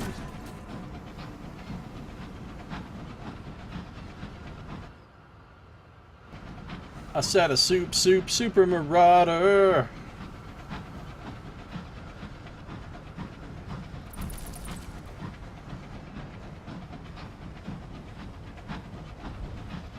Nothing to report. Are you high? Tower of Chimes, obviously. Oh, Kritsu, welcome back. Welcome back, and thanks again for the sub. How you doing, Kritsu? There was a firefight. Indeed there was.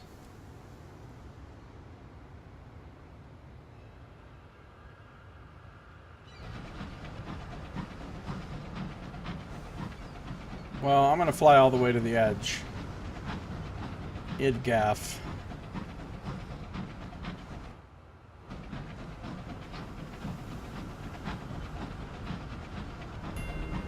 Axe Dog Passage. The fuck?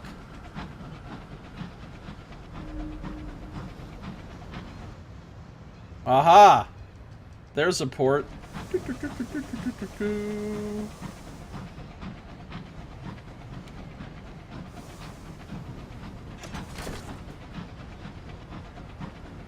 You're right, this is a lot emptier than the Reach.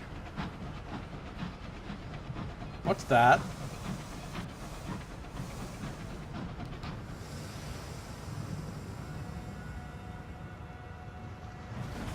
I guess it's just like a little buoy or something, because I can't interact with it. Heroic vandalism!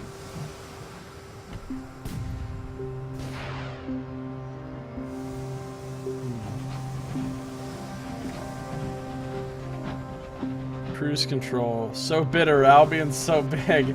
Yeah, the cruise control is nice. Yeah, it could have been like a mine or something, right, Nox? The repentant devil looks thoughtful. We could have fun here. His definition might not match yours. What is this place? A new port. The crew are relieved to see land, perhaps unwisely. But why have I not got a discovery? The big discovery XP. For whatever the F this is.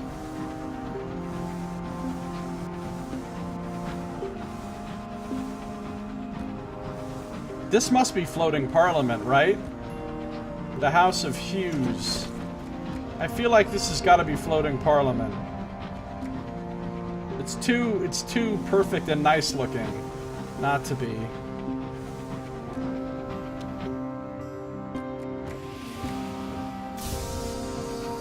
It's not floating parliament? Oh, okay. Well, we're about to find out what it is. Is this Perdurance, maybe?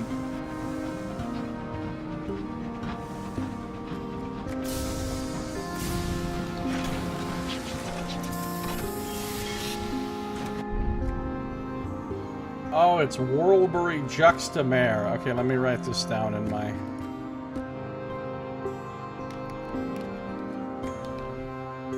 Warlbury Juxtamare.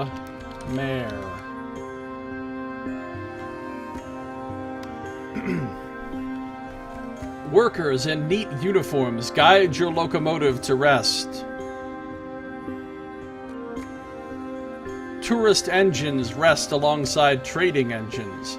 Crews trade gossip and delicacies. Signs in block capitals make abundantly clear that this is a place for pleasure. Is it a place for good stuff, though? Oh, I can get crockery, but I think I'm okay on crockery.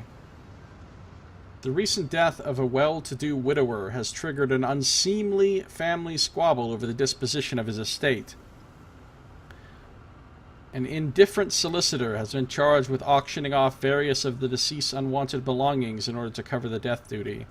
Is it Parliament? Nah, it's Juxtamare. Oh, Knox. Oh, you know what? I only have that affiliation establishment right now because of the aunt. I didn't have any affiliation establishment before she's given me one, so that bargain was unlocked by having her. Interesting. Oh, they sell literature.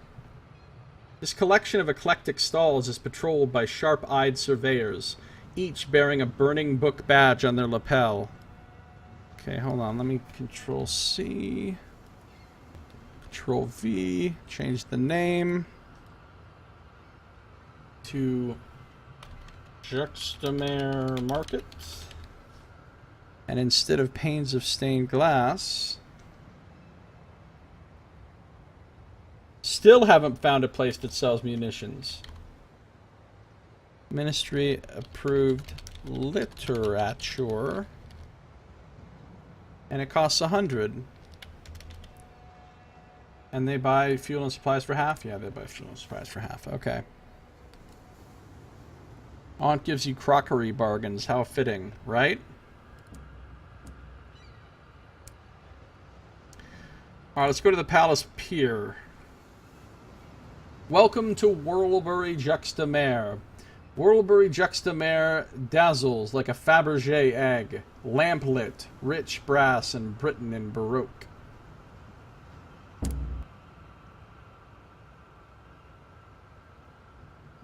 In the distance, carnival music mixes with faint cheering. A queue twists and snarls along the dock. Visitors are not allowed to just stroll into the port. They must be admitted. Every fortnight, the Bureau of Entertainments holds a lottery to give out a number of paupers' passes which grant free admittance. The queue for these is long, but it's not the only way into the port.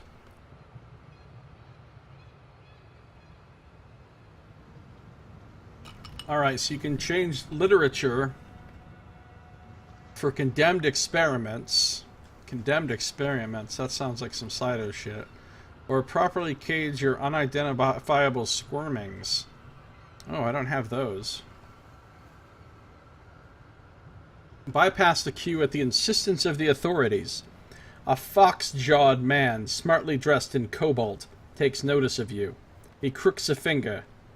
First time visiting Whirlbury Juxtamare, eh? Come on, come over then. The representative of the Bureau of Entertainments introduces himself. We are the department of the Ministry of Public Decency, but we're entirely autonomous. We run this port for the benefit of weary travellers. He leads you past a queue that doesn't even bother to grumble. Yes, yes. I know, queue jumping is terribly uncouth, but would you really rather be mingling with the proletariat when you could be enjoying our port? And I'm sure once you've seen what we have to offer, you'll need to come back again. He leads you to a fitting station. Everyone goes through this. There's a dress code. Yeah, I usually always buy bargains too, unless I already have a bunch of that thing in my bank.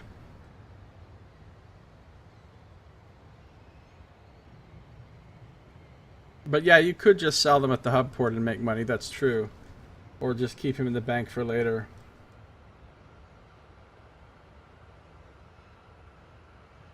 I could buy that crockery. Everyone goes through this. There's a dress code. The Bureau of Entertainments wishes to encourage industrious captains to patronize the port. To this end, on a captain's first visit, they are allowed in both without charge and without having to queue.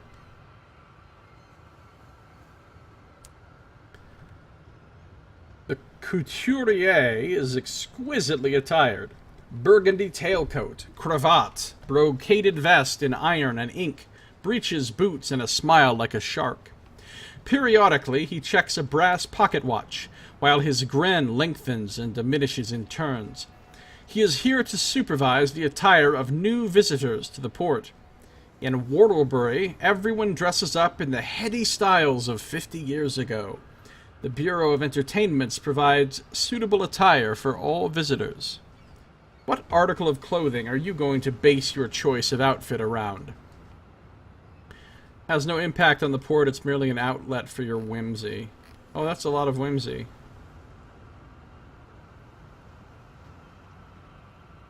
Fabulous footwear. Of all the finery on display, the footwear is possibly the most avant-garde, with fashions that border on ludicrous. Exciting.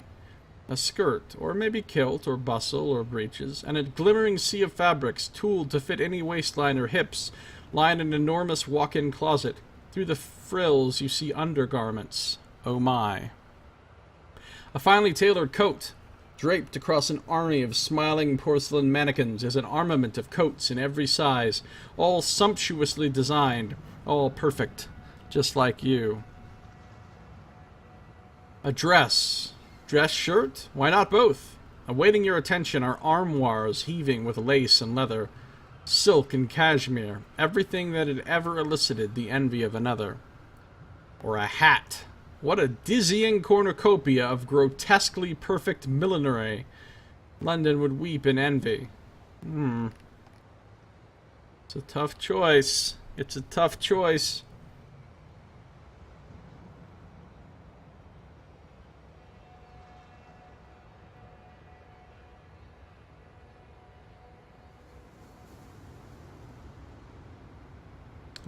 I'll go with dress or dress shirt. Even though the hats are probably quite jaunty. The couturier deploys two gangly youths, both pale with eyes like the death of the day. Sunset colors to complement their uniforms. I hope you won't mistake this for a common establishment, milady. Wear anything you want. There are no rules here. No matter what you do, it feels like the couturier's assistants are there first, whisking your picks away to resize for your frame. They tug and tease at collars, lace up corsets with grace, adjust folds and hems so that every angle cuts like a cruel word. When you finally dismiss the youths, the couturier considers you for a long moment. He turns to a wardrobe and hands you several garments, all your size. Once you are dressed, he dismisses you, shooing you into Worldbury Juxtamare. The condition of your clothes will limit your time in Worldbury. So this is like Welcome in Port Avon. The clothes are as new. Worldbury Juxtamare is precisely like every other weekend destination. Shabbier than advertised and bristling with ways to spend more money than intended. There is more to Worldbury Juxtamare than meets the eye. It's a transformer. Well, there's a lot of stuff. Oh, we can help the incautious driver hunt for the verdant fragment. Extend an inclusive... Damn, 4 affiliation Bohemia?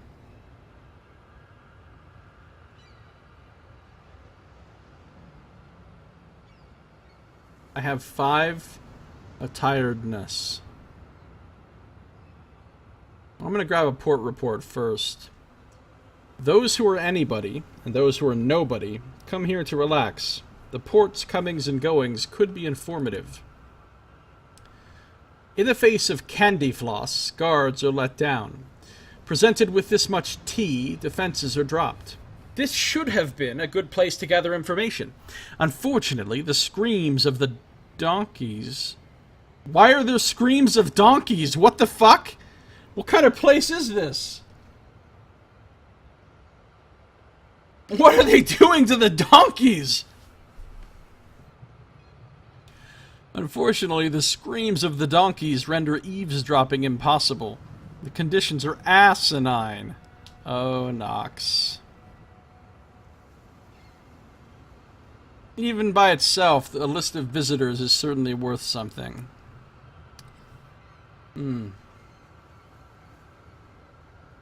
Lane bedecked with shops, path to the beach, wander onwards, but may open up new opportunities. Alright, let's do this. Help the incautious driver hunt for the verdant fragment. Their connection to its progenitor should assist. I only have a 30% chance. Oh, I got it! A taste on the wind. The driver sniffs at the air for any hint of loose, verdant spores dragged in by passing travelers. I can taste something. A fear. Not death, but the loss of something important. The fragment doesn't want to return. It doesn't want to give up what it's become. They close their eyes, focusing. I can taste its design as well. Its host knew of a place called Hostrip Deep. A desolate corner of the sky. It meant to hide there. The deep will be hard to find. When we're close, we'll need to use our scout. The deep lies a long way to the north-northwest of London. Alright, cool. Well, let's check out a tiny lane bedecked with shops. A babel of shops and stalls sears the gaze with bold, mismatched colors. This stall has a row of wooden ducks that you can shoot at with an air rifle. A child stands alongside it, crying. He has spent all his money and not knocked down one. When you have a go, it becomes apparent that at least one of the ducks is glued in place. When you point this out, the storekeeper frowns and hastily passes you a prize. The clothes have a shine to them, as if abraded into softness. The longer you spend in Worldbury Juxtamer, the easier it is to spot the flaws in the facade. There, another detail not quite right. Your terror has reduced. Succumb to the wiles of a rubbery lump seller? A wax paper cone brimming with rubbery lumps sounds just about perfect.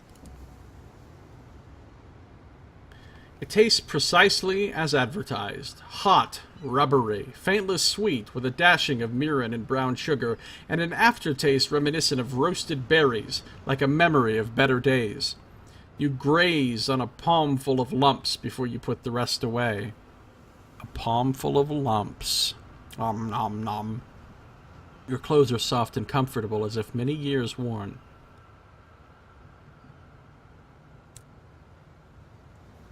Alright, let's go to the beach. No trip to Worldbury is complete without a jaunt along the beach. You should stroll down to the shore where the mists wait in glittering coils. This is a beach. Of course it is a beach. What else could it be? It is a stretch of pale particulates and roiling mists. The air smells of salt and things that mummified in the sun, of cinnamon and licorice. It is pebbles and grains of blue glass, tendrils of something curious and organic, worm-like growths tufting through the sediment. This is exactly what beaches are. Man, this writing is really good. Let's walk down the beach. You promenade down the pale-ish sand. A Painful of Lumps was the original working title for A Fistful of Dollars. The funny thing is, I thought of A Fistful of Dollars when I said that. You promenade down the palest sand. Be careful where you step. A stroll. Your sojourn across the shore, along with your biological lifespan, is almost cut short when the earth rises from beneath your feet. As it turns out, those weren't pebbles, but a migration of emerald-striped crabs. Your clothes are thinning and tattered. They will not remain suitable attire much longer. And these clothes wear out really quickly.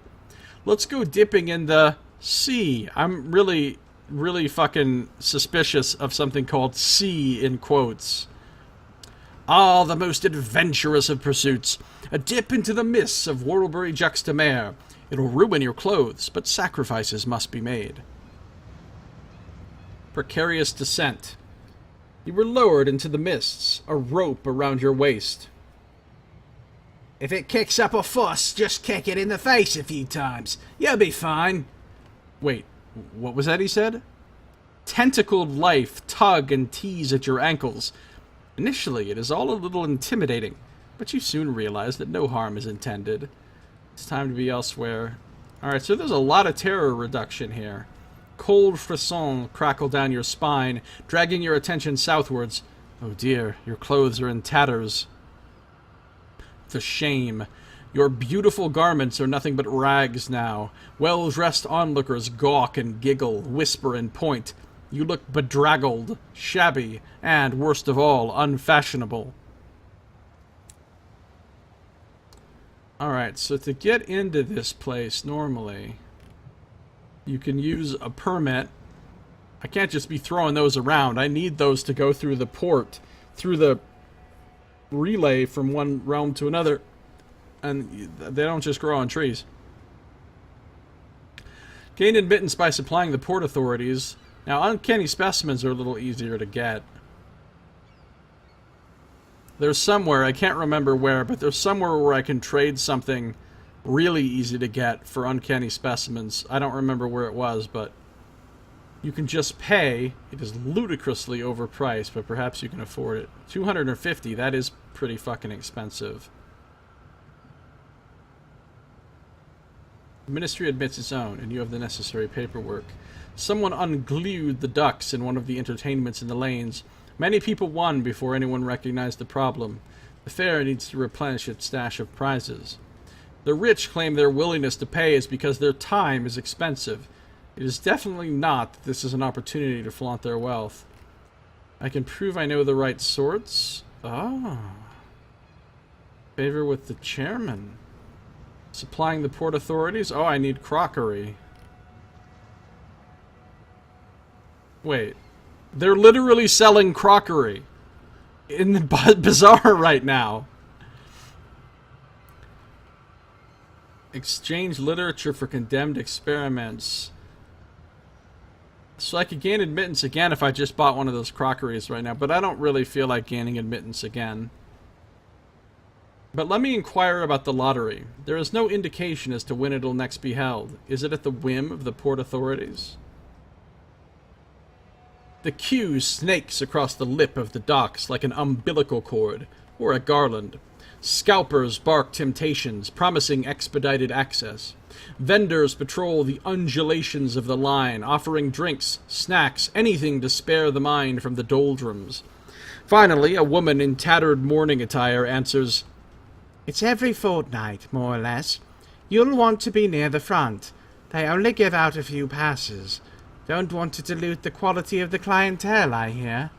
It appears you'll have to come back later if you want to get in via the Pauper's Pass. Alright, I think we're done here for now.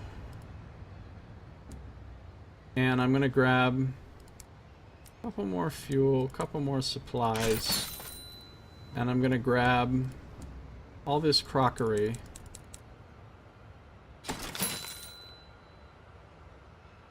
And, yeah, we'll be ready to move on. A palmful of lumps.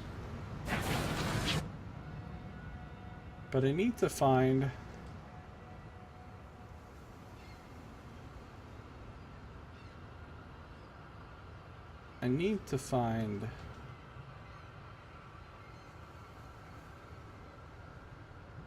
this other place. I'm assuming it's down here in this section because it's not going to be up here. That's too high for east-southeast.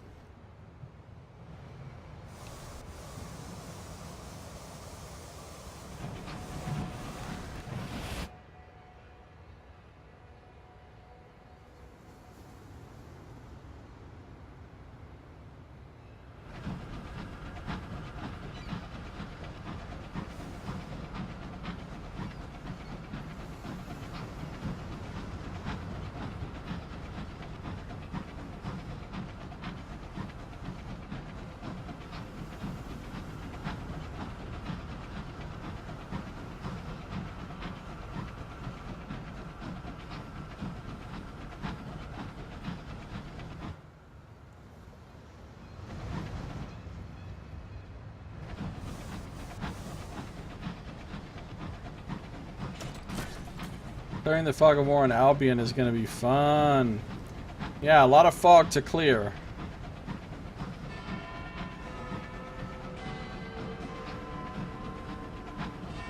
Oh, hey. Boxy shapes tumble in the sky, Pauper's coffins. Break open a coffin. I have a 93% chance. Even the poorest sometimes manage to take a keepsake to the grave. Hey, 59 sovereigns. What the dead don't need. You enlist your least scrupled crewmen and exit the main hatch. Maneuvering close, your nominee gets out on the footplate in the driving wind and hooks a coffin with a coal shovel. The lid comes off with a groan before falling away into the sky. Well, it seems this poor soul tried to take it with them after all.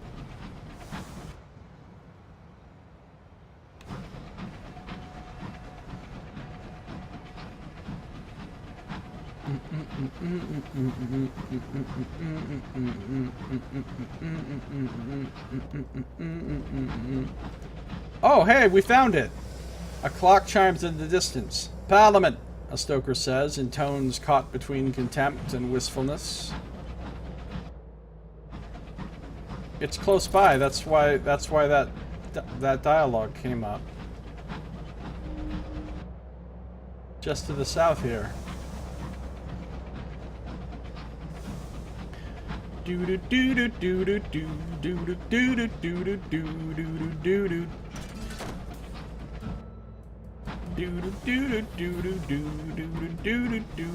The inconvenient aunt adopts a sanctimonious tone.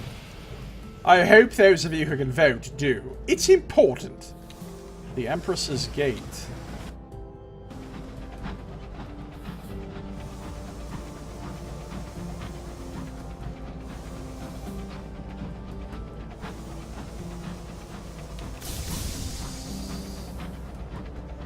Wow, this is all wrecked. Like, massively wrecked. Why is it massively wrecked?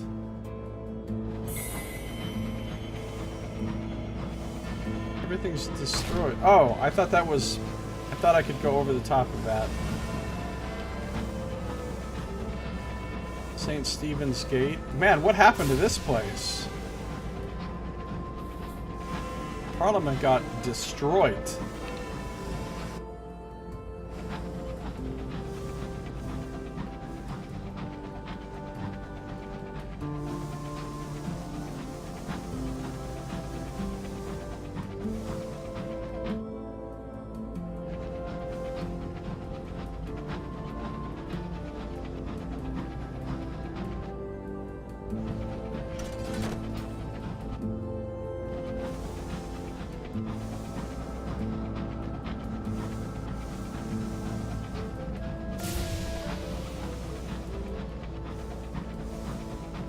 Uh-oh. I'm sensing drama. Oh, it's a marauder. I'll kill a marauder. Hold on. It's an Albion marauder, not one of those lowly reach marauders.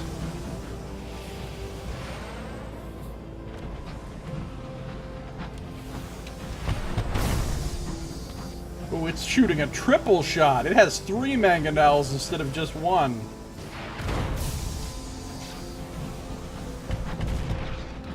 That's much more dangerous. Fatalistic signalman peers at the ruins of Parliament. Hey, Tackities are here! The White Rat! The White Rat has come to help me! It's the Great Desert Rat!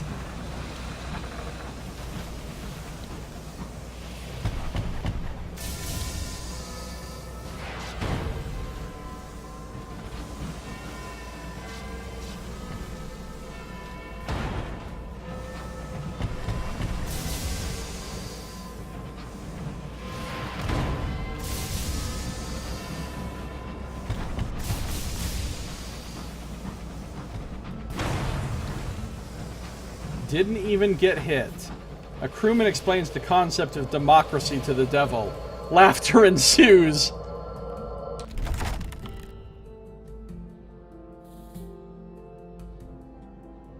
The Marauders are those who defy or have been excluded from Albion's authority. Leaderless raiders, homeless exiles, pirates, dissidents, and criminals.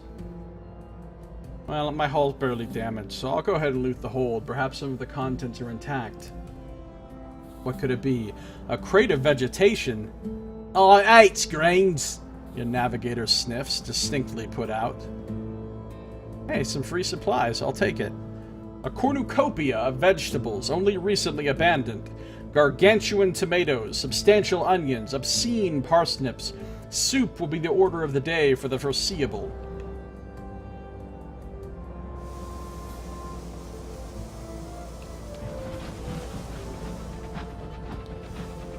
It's falling apart. Maybe someone can come by and amend it. What? Obscene parsnips. What's that? The crewman asks, peering from the window. Parliament, answers his colleague. What's that? The first one repeats.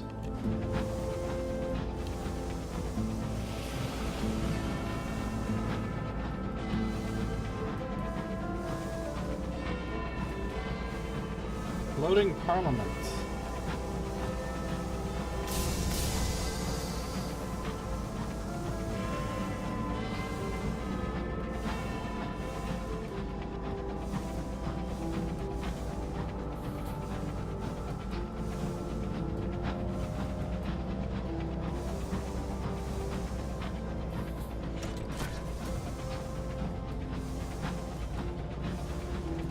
Hey, Tackety! I wonder if that's the White Rat again. Boss Pie. Yeah, we haven't seen Boss Pie in a fucking minute. Malkin's Pride.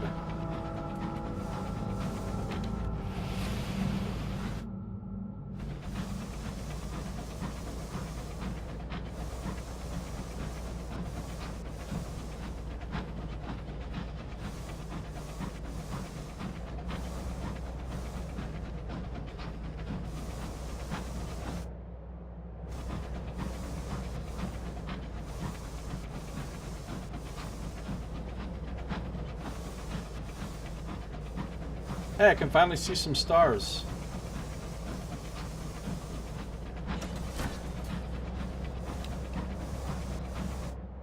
Well, that's Floating Parliament.